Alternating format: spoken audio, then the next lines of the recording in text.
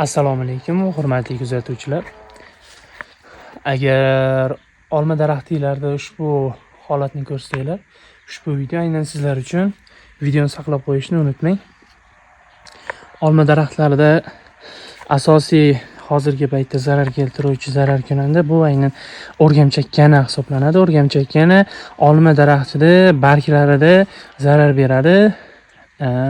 Olma daraxtining barglarida to'r to'qib olma barglarini orqasida hayot kechiradi va barglar sarg'ayib to'kila boshlaydi.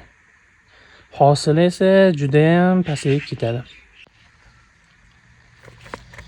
Agar holat shu darajaga borgan bo'lsa, bunda hozir tavsiya beradigan kimyoviy preparatlarimdan foydalaning.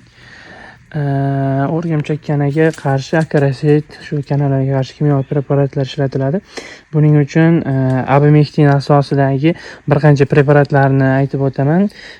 Misol uchun Vertimek yo Abasel yo misol uchun Talstar juda ham yaxshi preparatlar hisoblanadi. Eng yaxshisi o'zim doimiy foydalanganimda aytaman, bu aynan Omayt kimyoviy preparati. Omayt preparatidan foydalaninglar. Yana qo'shimchasiga Omaytga qo'shib aynan olma daraxtiga rivojlanishini tezlashtiruvchi stimulyator qo'shib sepsanglar juda ham foydali hisoblanadi. Misol uchun Megafol yoki Gumi stimulyatorlari bor. Silip Plant degani bor. O'zim doimiy foydalanadigan, shulardan foydalanib bemalol zararkunandaga qarshi kurashsanglar bo'ladi. Bizni kuzatishda davom eting. Shu kabi qiziq videolar aynan sizlar uchun. Do'stinglarga jo'natib qo'yinglar. Kattakon rahmat. Sizlar bilan Abdusalom Agrous kanali.